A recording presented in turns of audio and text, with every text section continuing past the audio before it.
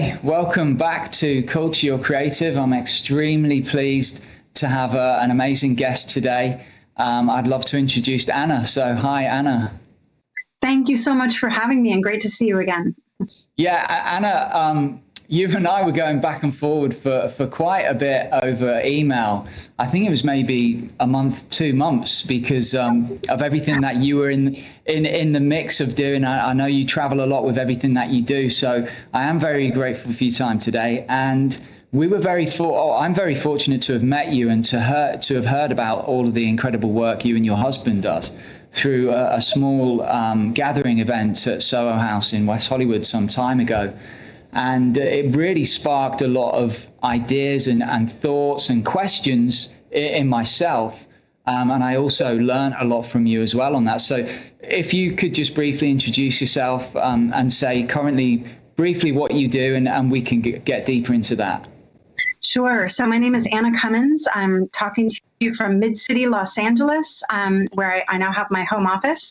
And I've been a dedicated environmentalist, I would say, most of my life. But I learned about this issue of plastic back in 2001, and I've been on a real trajectory of better understanding the global scope of this issue and, more importantly, working on solutions. So tell me, Anna, that was a very short answer, and I love that. It was in a nutshell, but let's go a bit deeper. Tell me, first and foremost, you work with your husband on the project, which is 5 Gyres. I don't mean to call it a project. It's much bigger than that. So can you explain a bit about that? Yeah, well, I can tell you a little bit about my journey to first understand this issue of plastic. And that journey took me really around the world and actually led me to my husband as well. So I first learned about this issue in 2001. Backing up, I grew up in Los Angeles and Santa Monica. I did beach cleanups as a kid. I was into environmental issues. But it wasn't until 2001, when I was now a graduate student in Monterey. A lot of people think of Monterey as a hotbed of marine conservation. You've got the aquarium, you've got all kinds of educational institutions, like lots of marine conservation work there. But I heard this lecture as a young graduate student about this area of the Pacific Ocean that was slowly filling up with plastic pollution. I remember imagining an island of plastic the size of Texas floating around in the Pacific, which isn't really true. We'll get to that. But in that moment, I was stunned. No one was talking about plastic in the ocean. It was the first time I'd ever heard about this. And yet here I was studying environmental policy. So I started going on my own journey to try and dig deeper and better understand what's happening with this issue. I tracked down the man who gave that lecture, and I eventually got myself invited on a research trip. I'd never really been on a sailboat further than just here to Catalina. So this was quite an opportunity for me. We sailed from Long Beach down the coast of Baja and out to a little island called Guadalupe. It's one of the Channel Islands. And what I saw there sealed the deal for me. My job at the time was to carry a video camera and run around filming this biologist who was studying Laysan albatross, these big, beautiful birds, and they fly thousands of miles to find food for their babies. What we were doing was studying what the animals regurgitate. So they feed their chicks through regurgitation, and we could find these masses, these boluses, as they're called, kind of like an owl pellet. Every single one that I collected was full of plastic. So that was my first aha moment. I was back in Santa Monica with my mother. We were having coffee on Montana Avenue in Santa Monica, and I was describing this issue to her. And while I was telling her about this huge issue of plastic in the oceans getting into the stomachs of birds, I'm watching this parade of people coming out of the coffee shop with their throwaway cup and the plastic lid and the plastic utensils. And it hit me also in that moment that the little things that we do every day on land have far-reaching impacts that we might never see. But I was able to see it in that moment. So that was in 2004. And I continued on my journey of reading and trying to figure out what I could understand. And eventually I got myself invited on a much bigger research project. This was to sail from Hawaii all the way back to Los Angeles through an area of the ocean we call a gyre. And I'll explain gyre really quickly. A gyre is a circulating current system. It's a natural phenomenon. The rotation of the Earth, prevailing winds, currents creates like a huge vortex in the ocean. And plastic that flows from land, as simple as that coffee shop I saw in Montana, that lid, that fork, that straw you see in the street, washes out into our oceans, gets swept up into these currents. And then because plastic is not biodegradable, it's made from petroleum, natural gas, fossil fuels, it never disappears, but it does fragment into smaller and smaller pieces. And it gets swept up into these gyres. So sorry to interrupt, Anna. Yeah, I could go on and on. No. I love this, but I'm intrigued to know how many gyres there are around and where are they located around the world? So that's the thing. There are 11 gyres, but there are 5 big ones, 5 subtropical gyres. So when I first started digging into this issue a little bit more, I came across the research, the incredible work of a group in Long Beach called the Algolita Marine Research Foundation, Captain Charles Moore. So he's the man I actually heard give that presentation back in 2001. And he's the one who I joined on these research trips. Well, I had the fortune then to join him again in 2008 to cross the North Pacific Gyre. So that's one of the 5 big ones. There's the North Pacific, the South Pacific, the North Atlantic, the South Atlantic, and the Indian Ocean. It's basically all of our major oceans are spinning. So I had the fortune to join Captain Moore across that gyre back in 2008 from Hawaii all the way to Los Angeles. And what we would do is we would throw a big net to plankton tow into the water, drag it on the ocean surface, and collect a sample. Now, I have actually a sample here from that trip, and I'm going to hold it up to the camera, and you can see it's filled with little pieces of plastic mixed in with life, with krill, with zooplankton, with creatures. So what you're saying is essentially the water in those areas where the gyre is just full of this plastic, essentially bits of. Right. Yeah. This is a concentrated sample, though. So we drag our nets on the ocean for, 60 miles or so. Yeah. We're collecting about 2 nautical miles, let's say, of ocean in ocean surface in this jar. Wow. So that also makes you realize it's not contained in an island the size of Texas. It's spread out across huge areas. And so we've come to now call it more of a plastic smog than a patch.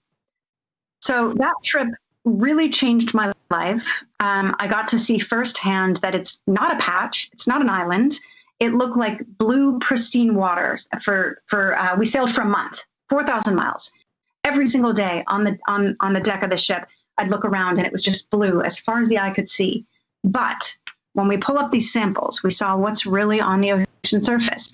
It's full of microplastics that are getting into the food chain and could eventually affect you and I. And I'll get more into that. 2 really life-changing things happened on this voyage. One was seeing not only this, but the degree to which this microplastic is getting into the food chain. Because we collected a bunch of samples of these small fish.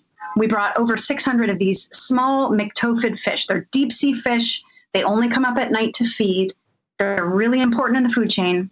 And roughly a third of them had microplastics in their stomachs.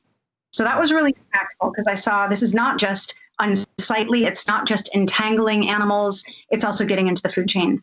The second really impactful thing happened on February 14th. This was 2008. And the lead researcher on that trip fished out some derelict fishing gear and made a little ring and proposed to me on that trip in the middle of the North Pacific Gyre. And that is now my husband, Marcus Erickson. I love that. Everything, I believe in Kismet and the universe really putting you on a path of where you should be and what you attract as well. And from you saying about getting yourself invited onto these excursions and these trips, I don't think really that was by chance. I think it was led through probably your passion, I'm guessing. But maybe you weren't quite 100% sure on that, but it brought you there and took you on those journeys. What I found really interesting in what you said is smog of the ocean, this plastic being on the surface as a smog, as the smog of the ocean. I mean, you thought when you first heard about plastic pollution in the ocean that it was an island the size of Texas, but what actually you found is that it was miles and miles and miles of this microplastic that layers under sort of on the ocean, but to the eye you see amazing, fantastic blue ocean. So it makes me think it's like smog in a city. When you're in a city and you see blue sky, you think that it's blue, but actually when you get higher in a mountain and you can see down, you can see that layer of smog. So that, I think, relates to how you're describing the plastic pollution that you found in the oceans. So, absolutely. And how do you clean up smog? You don't go out into the sky with nets and try and skim it out of the sky. You have to clean up smog further upstream by addressing the way we, burn fuel, addressing our converters on our cars, addressing this issue upstream through prevention. Because once it's out in the environment, cleanup is extremely challenging, if not impossible, and very costly. So Anna, you're on this trip in one of the Gyres. You obviously said yes to the proposal of your now husband. What happened from then?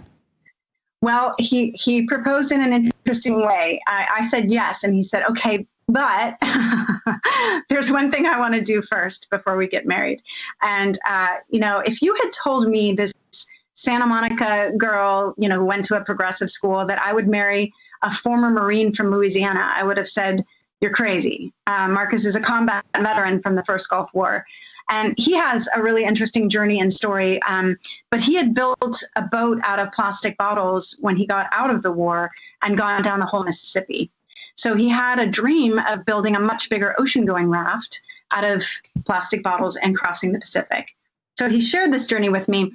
In retrospect, if I had really understood at the time how dangerous this would be, I might not have jumped on board so quickly. But at the time, newly in love, I thought that's a great idea. I will be the ground support. We'll make this happen. We'll raise the funds. We'll build the boat, and off you'll go. So that is what we did. We spent the next 2.5 months. As soon as we hit land in Los Angeles from Hawaii, we went to work, collecting materials, trying to get supporters. We got schools on board all over Los Angeles. We collected 15,000 plastic bottles, Cessna fuselage from a junkyard. We called the whole thing junk. And 2.5 months later, Marcus and our friend Joel were setting sail. It wasn't really until they set sail that it dawned on me, I might not see my fiance again. Of course, he did succeed, or I wouldn't be telling this story. But that voyage really launched for us the importance of bringing this issue to a global audience. The most impactful thing I think from that voyage was a fish that Marcus caught. We did not expect the voyage to take 3 months. We thought it was going to take like 6 weeks. And so we did not pack enough food, enough supplies. They got extremely hungry at sea. They were catching fish when they could. And Marcus caught this one fish that they were about to eat. He filleted the fish, cut open the stomach, and there were 17 pieces of plastic inside the stomach of this fish. Wow. So that really hit home. We had seen in our previous voyage plastic in these small fish that are eaten by bigger fish that you and I eat. But this fish, this rainbow runner, is a fish that you'll see on menus. And to know that there were plastic particles laden with synthetic chemicals in the stomach of this fish, and that we know those chemicals can transfer from the plastic into the tissues of fish, up the food chain, and into our bodies, really hit home for me, thinking that I might want to have a child of my own someday, and how might this affect me? So that voyage of junk really, for us, launched our interest in starting a new organization called 5 Gyres, and taking this research that Captain Charles Moore and Algolita had done in the North Pacific, incredible research, and expanding that globally to all 5 Gyres. There's so many questions running through my mind, Anna. I mean, and there's a long way from what your husband found in that fish on his trip to where 5 Gyres is now, and I'm sure you can explain on that. But I'd like to talk a bit more about the journey of a plastic bottle that ends up broken up into pieces into the ocean, then ends up into fish, into the food chain. You mentioned briefly on that. I think a lot of people don't understand that, because you can't visually understand that. If you're in a supermarket purchasing a case of plastic bottled water, that's probably the last thing that's on your mind, is that you're going to actually be potentially eating chemicals from that plastic in a meal later that week or whatever. I mean, can you just elaborate a bit further on that and the foundings that you really sparked everything with you? Absolutely. And before I describe this, I do want to say that I'll talk a little bit about microplastics and chemicals in the food chain. And I will say that is not the biggest danger from plastic. We have learned so much more since then. So I'll start with, what we've learned along the way about microplastics in the food chain. So let's take that plastic water bottle. With the cap on, it will actually float. But with the cap off, when a plastic bottle winds its way into the ocean, it starts to degrade. The cap might disentangle, and then that bottle will sink because it's made out of a heavier type of plastic. So eventually the bottle itself is going to sink to the ocean floor. That's a whole other area of research that we have not even scratched the surface. Now we've got this floating cap. It's not biodegradable, but it's photodegradable. Think about photosynthesis, sunlight. So UV light is breaking it down, making it brittle. Waves and all kinds of things are churning it up, and eventually it'll start to fragment. And when it starts to fragment and it's floating there on the ocean surface, it's soaking up chemicals that are in the ocean. It absorbs chemicals like PCBs, DDT, all kinds of chemicals that don't mix with water, but they'll stick to plastic. Also, plastic is made with a lot of chemicals, things that make plastic durable or hard or flexible. So we've got these microplastic particles loaded with contaminants. Fish mistake those particles for food. Those chemicals can transfer into the tissues and then into our bodies. So that's one potential danger. Are you still there? Yep. My screen changed for a second. So I was curious about this after Marcus and I did that junk raft project. We then did something called Junk Ride, where we got on our bicycles in Vancouver, Canada. We carried a bunch of samples like this, and we cycled all the way down from Vancouver to Tijuana, and we stopped at schools and universities and city councils, and we were really pushing for banning things like single-use plastics and single-use plastic bottles. Along that journey, we got married, and I also took a blood sample. I had my sister in Portland, she's a surgeon, draw my blood, and we sent it to a lab up in British Columbia, where they did an analysis of my body burden. So looking at what chemicals are in my blood serum, and how might that impact, the next generation. So we found all 4 of the contaminants we were looking for in my blood serum: PCBs, DDT, flame retardants, PFCs. That's not to say that those chemicals necessarily got into my body from plastic, but plastic is one of the ways that those chemicals can transfer from the ocean, from the environment, into the food chain and potentially into our bodies. I mean, that is mind-blowing. Really is. It's some information that is quite hard to really articulate in your mind if it's fresh. But I do also want to elaborate on that a little bit more. So there's the chemical transfer of chemicals sticking to plastic and getting into the food chain. There's also now what we're learning about plastics as they fragment smaller and smaller and smaller beyond the size of these little microplastics, but into nanoparticles of plastic, so small that they've been shown to appear in the circulatory system of mussels and clams and bivalves. So there have been some studies actually from the UK showing for seafood eaters the amount of microplastics they're ingesting when they're eating things like oysters and mussels and things like that. Microplastics have been detected in drinking water, in honey, in beer, in sea salt. There's a lot more research needed to really make that link between the microplastics in our consumer products and what impacts they have on us. And then maybe this is too much for right now, but I'd love to get into a little bit further. We now know that the bigger problems with plastic in terms of public health start with the linkages to petroleum. So plastics are made from fossil fuels. We extract fossil fuels to make products. The extraction and the refining of fossil fuels often impacts communities of color and marginalized communities, and that is happening right here in our city of Los Angeles. So plastic has harm on people on every step of that supply chain, from extracting fossil fuels to making products, to delivering those products to us, to eventually them being disposed of in the ocean or incinerated. So I'll stop there. My point is that plastic can harm not just in the food chain and not just in the ocean, but along that whole journey. Yeah. I mean, that is truly mind blown, Anna. I want to just go back a second.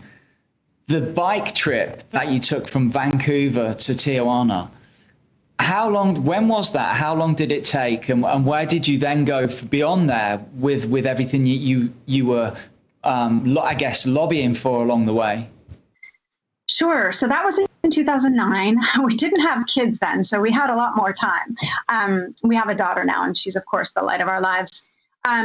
It took us about 2.5 months. We were on really heavy bikes, wonderful bikes, but we had kind of loaded them up. I even brought a bicycle-generated speaker and a bike-generated smoothie maker that I thought we could use for, when we gave talks to kids. But yeah, we had quite a bit of weight that we shed along the way. And we kind of wove our way back and forth from the coast and inland, giving talks all over the place, from Sacramento and in Portland, San Francisco, lots of stops along the way. And wherever we had the opportunity, we had a lot of support from the Surfrider Foundation, linking us up with activist chapters and introducing us to folks where we could give talks at city councils and really push for these bans. We had the same question come up along that whole journey, which was, okay, we get that there's plastic in the Pacific, but what about the other oceans? So we kept getting that question over and over. And it was along that journey that we decided, okay, we do need to start an organization called Gyres and really expand the science to a global level, get the data, go to all of the world's oceans, go to the gyres, collect samples from all of those oceans, publish the data in peer-reviewed and vetted journals. Marcus is a scientist, and then use that science to leverage a bigger conversation about solutions.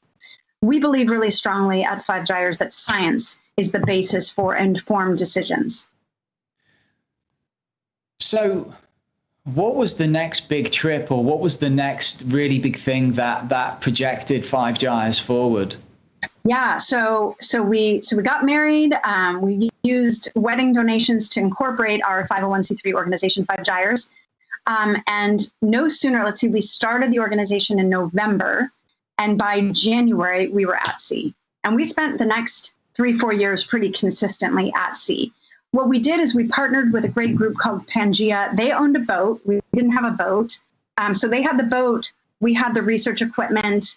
And then we invited people to join us. We invited other scientists, activists, journalists, musicians, filmmakers, policymakers, just everyday concerned citizens to join us on these expeditions, help us collect the research, literally roll up their sleeves and do everything from pulling up samples to cooking and cleaning the ship, everything. We were a tight crew.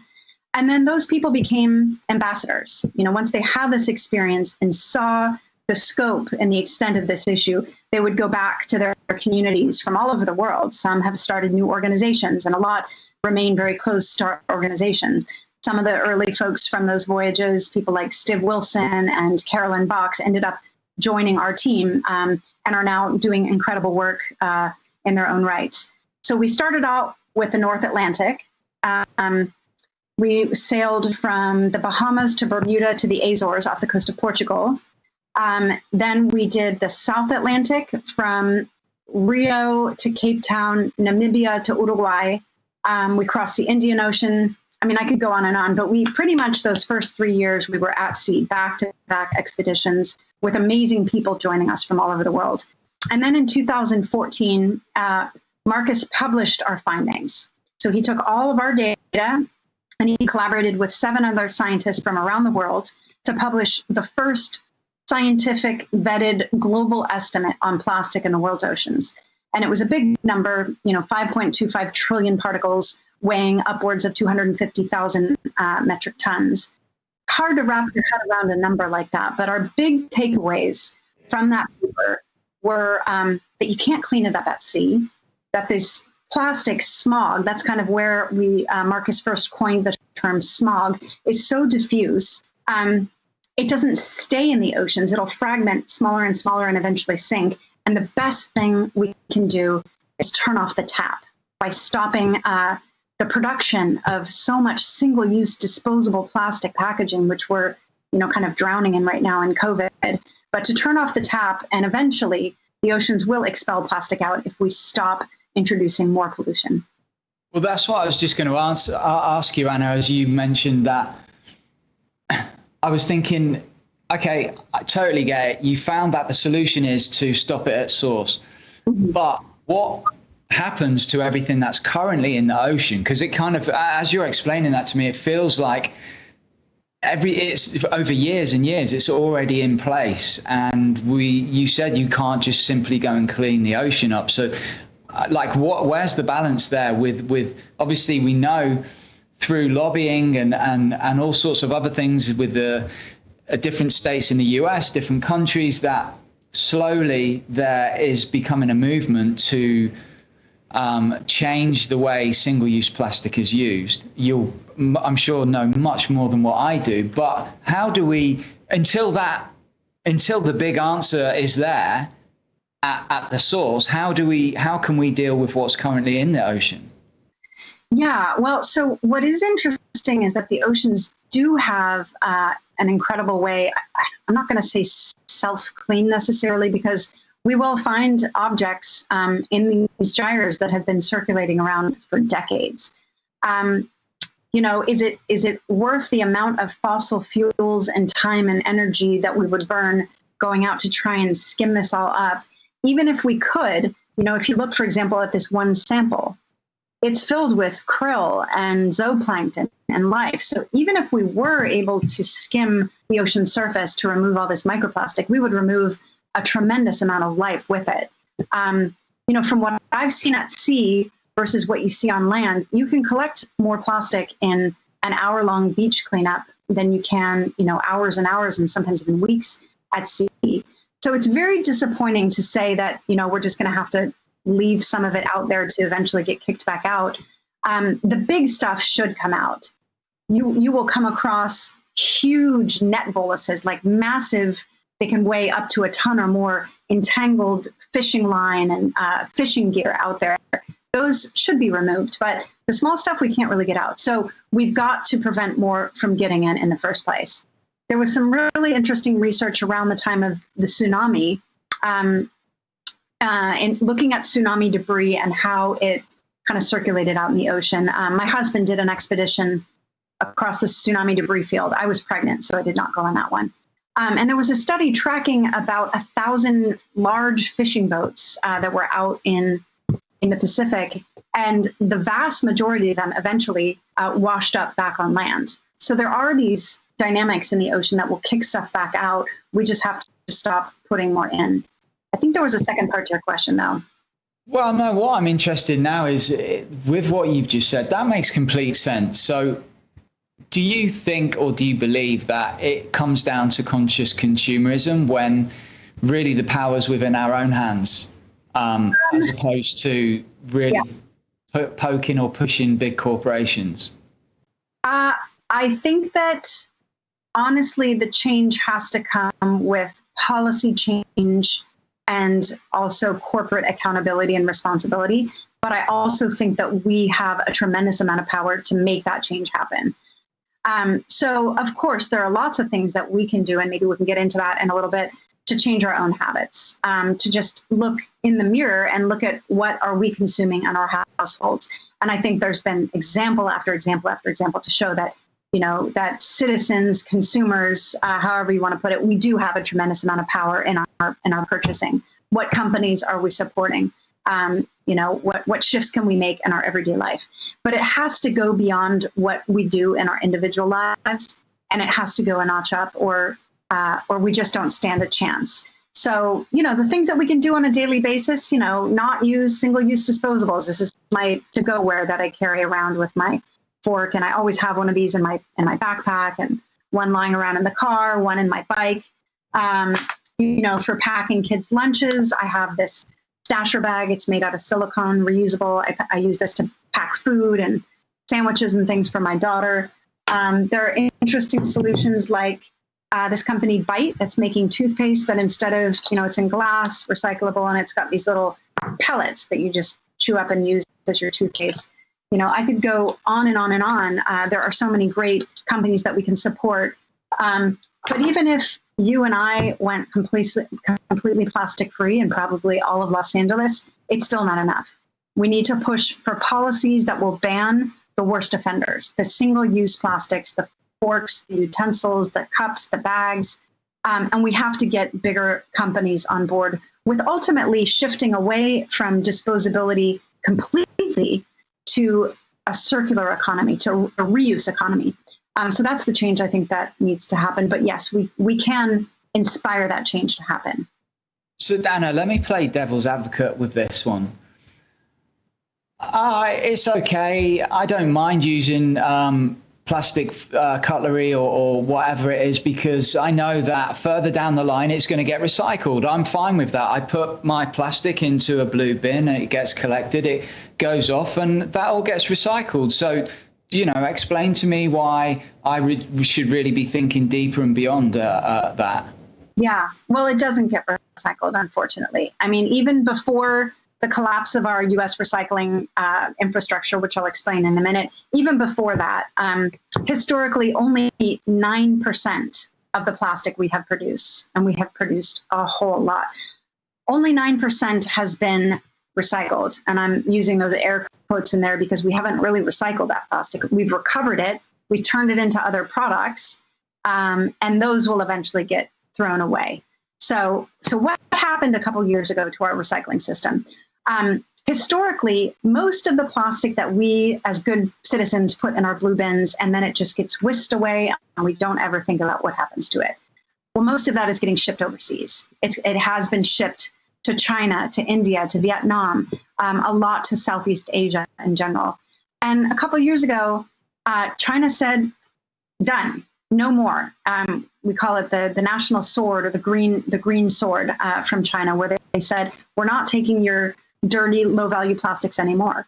So now in the US, there's been a real scramble to figure out, what do we do with it?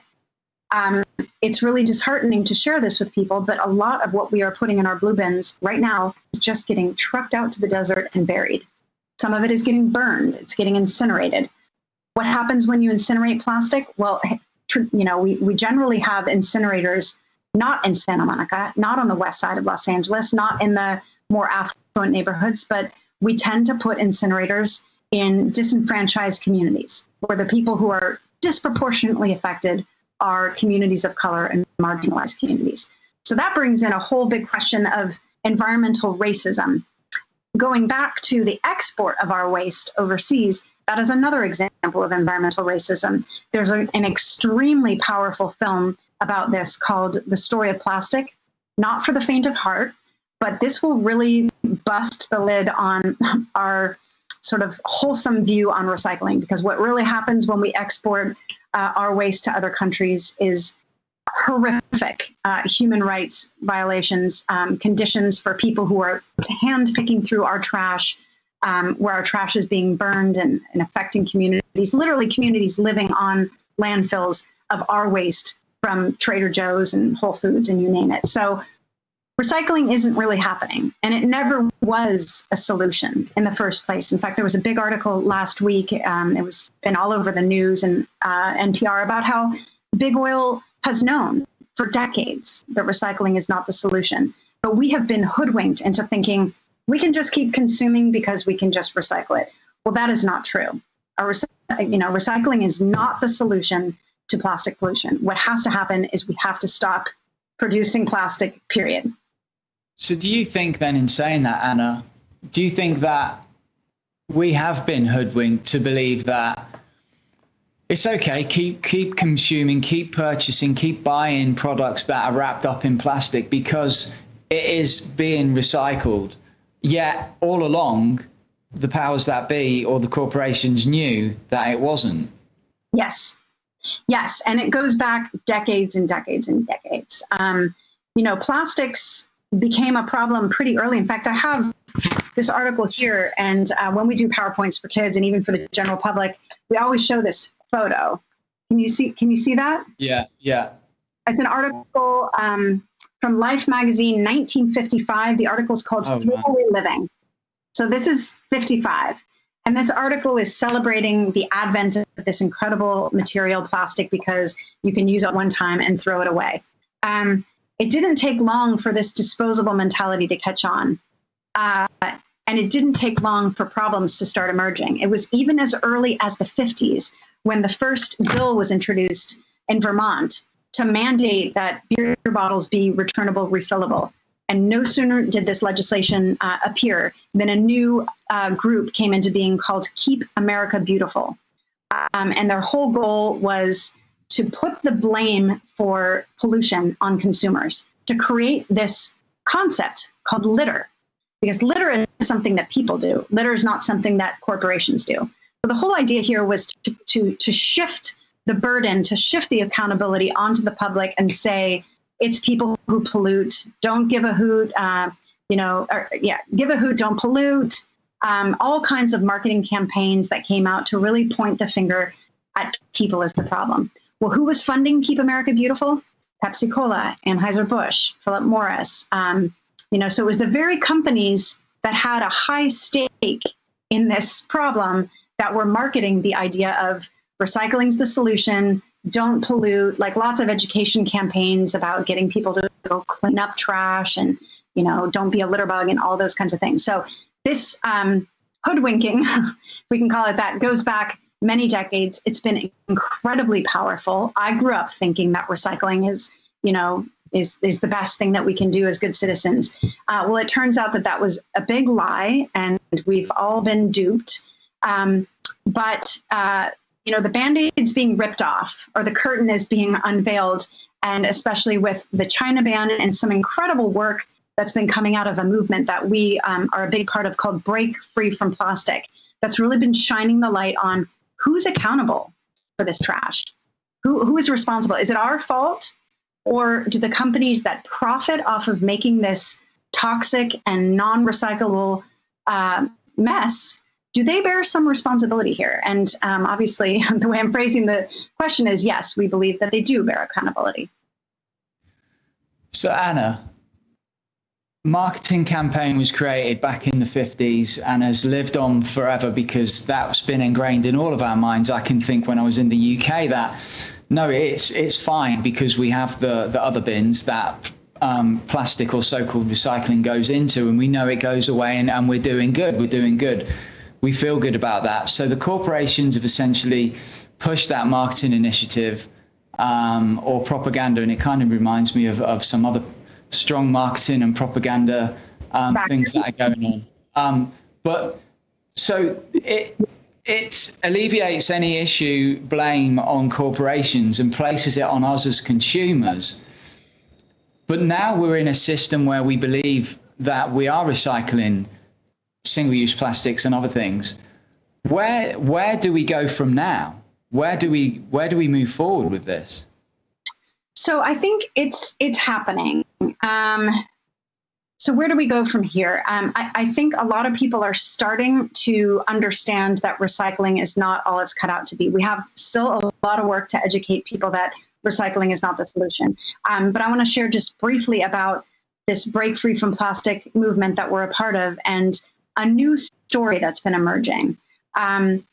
So we have had the tendency to blame other countries for having polluted beaches or for leaking more plastic into the oceans. There's lots of images and photos of rivers in the Philippines or in Indonesia that are so choked with plastic you can barely see the water.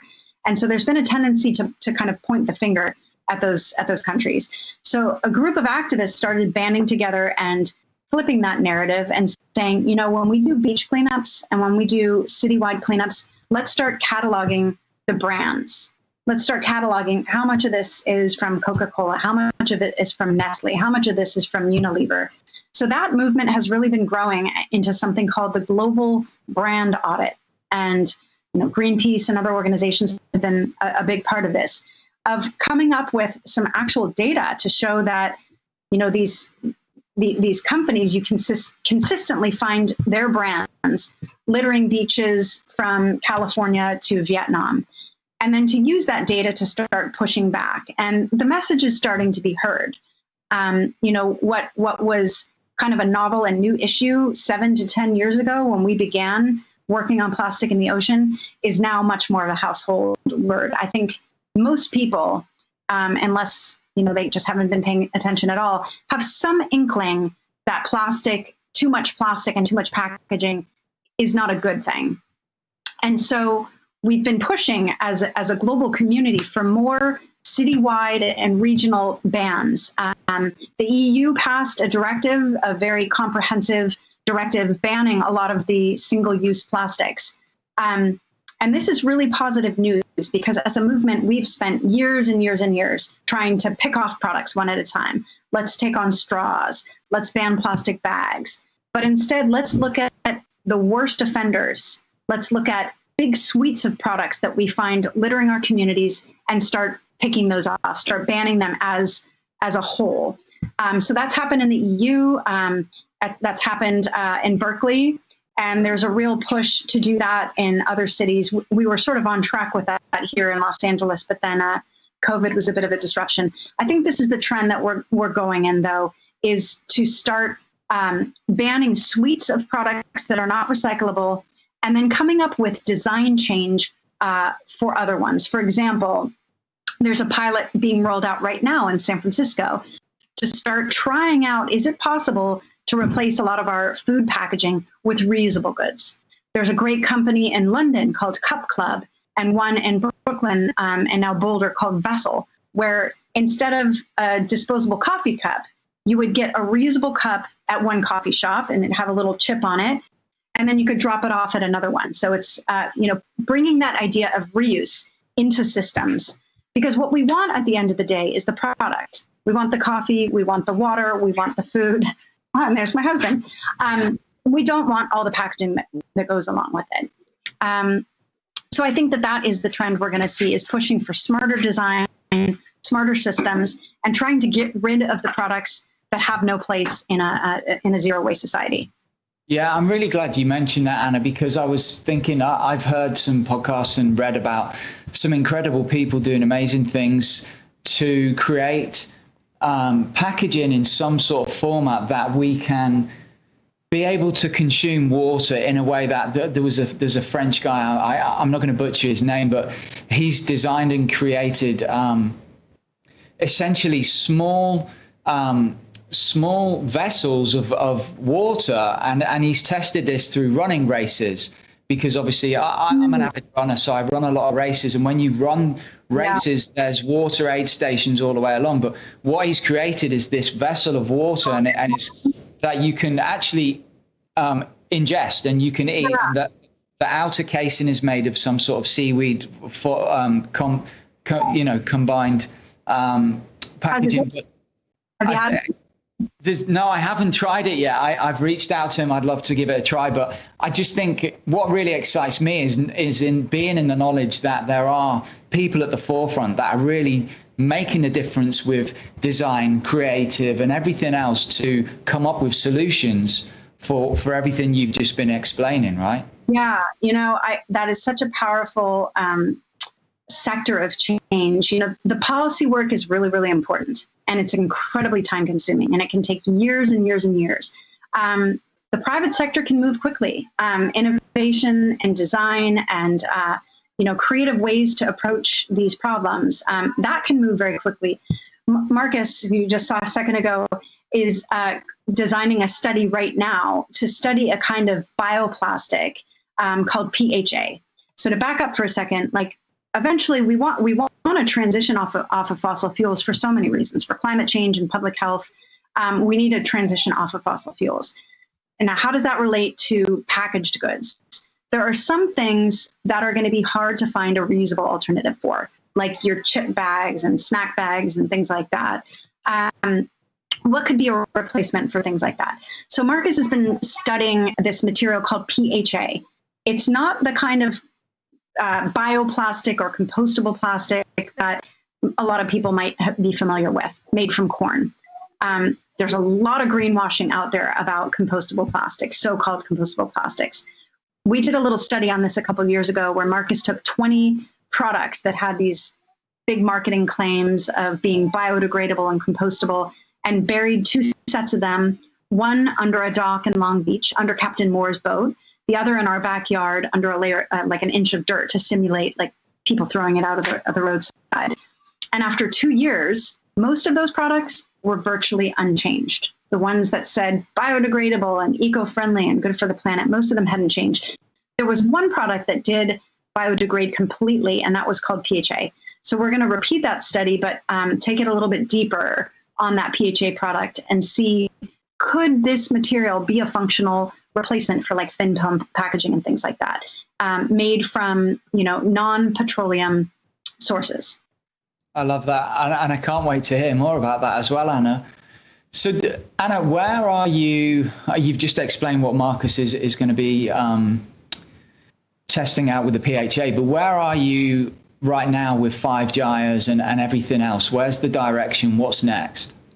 Yeah, so as I mentioned before, science has always been the cornerstone of what we do. We saw this in a big way in 2012 and 13 when we studied plastic in the Great Lakes. And that is where we identified these little tiny plastic beads that turned out were from personal care products, things like toothpaste and facial wash. And to make a very long story short, by publishing that paper, that served as the backbone for a national campaign that lasted 2 years that eventually got microbeads banned from personal care products. And that started with good science. So we continue to believe very strongly that it starts with good science. So we're continuing our work on that with this study on PHA. So that's going to be an important thing that we do this year. We're doing citizen science through a project called Trash Blitz, where we work with communities. We're about to do it in Denver. We did it in Los Angeles a couple of years ago, to use citizen science to gather data on the footprint of an entire city as relates to plastic pollution, tracking the brands and the products, and then using that data to suggest solutions to the city. So we're going to be focusing energy on that. I would say in general, we're trying to move the science further and further upstream. We know it's a problem in the ocean. That's kind of, old news now. We need to get closer and closer with the science to better understanding the impacts on human health and better understanding what are the best interventions, what are the best solutions. So the closer we can get to the source of the problem, the more effective our solutions can be. So we're really going to be working on that. And then on a personal level, Marcus and I both have other interests aside from plastic. I'm really passionate about soil, compost, food, soil, the idea of regenerative agriculture, the idea that well-managed soil can really sequester carbon and can be a great solution to climate change. I know we're coming up on time. I could say a lot about all that, but Marcus and I both have had this vision of a project called Leap Lab, an organization called Leap Lab, where we can bring these issues together to look at food and soil and energy and plastic and waste, and look at how do these issues interplay, because you can't solve problems in isolation. We have to look at how these issues intersect. I love that. I love that. It's incredible. And I wish that I'd asked you earlier about Leap Lab, because I'm really inspired and intrigued to hear more about that and how your vision is for the future for Leap Lab as well. We're trying to figure that out, and it really starts with science. The last thing I would say is, like, right now we have a bit of a war on science in this country, and how can we come up with effective solutions to some of the most pressing problems if we're not dealing with the same facts? So that's one of our goals with Leap Lab, is to try and establish a network of science-based sustainability centers and really engage people, meet people where they're at. Yeah. And I'm right with you with regenerative agriculture and how that really is the future for everything from food, for environment, for people, for life as well. Yeah. I could talk with you all day about that. This has been incredible. It's been a learning process for me, Anna. Like I said, I learned from you before, and I've learned even more again today. And I hope everybody else has learned from the incredible work that you and your husband Marcus have done. And I'm truly inspired by the passion that you both have for everything that you have done and still are doing. And your visions are truly unique, and we need more of that, I believe, in the world, and more power to you. How can people listening or watching get some further information on everything you and your husband are doing in 5 Gyres? Thanks so much for the question. I mean, there's lots of information on our website on 5gyres.org. We're also building a website for Leap Lab, and that should be improved in about a week or so. And then if people want to do more, get involved and do more than, sharing and liking on Facebook, if people want to roll up their sleeves and maybe get involved in local change, they can become an ambassador. And all of that information is on our website at 5gyres.org. Fantastic. Thank you so much, because we can't, none of us can do this work alone. We need each other to be communicating these messages. No, I appreciate that. And hopefully you might have an ambassador out of somebody that's listening or watching this. That would be amazing. To carry the torch and your passion and keep doing the work. Honestly, Anna, truly grateful for your time. Please keep doing what you're doing, and love to Marcus and your family. I think you're incredible, an incredible team, and truly inspiring. Thank you. Right back at you.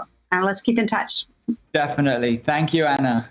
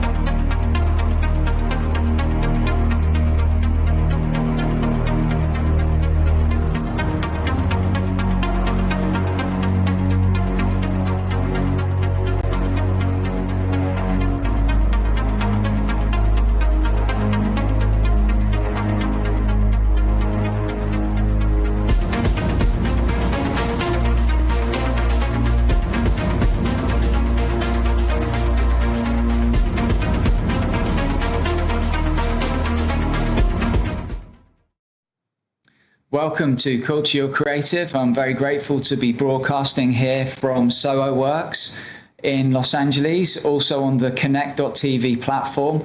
I'm your host, Luke Ledhill. Culture Your Creative is essentially a platform of conversation where I get to speak with amazing people that are doing incredible things, and hopefully that you can learn and take away some things from that.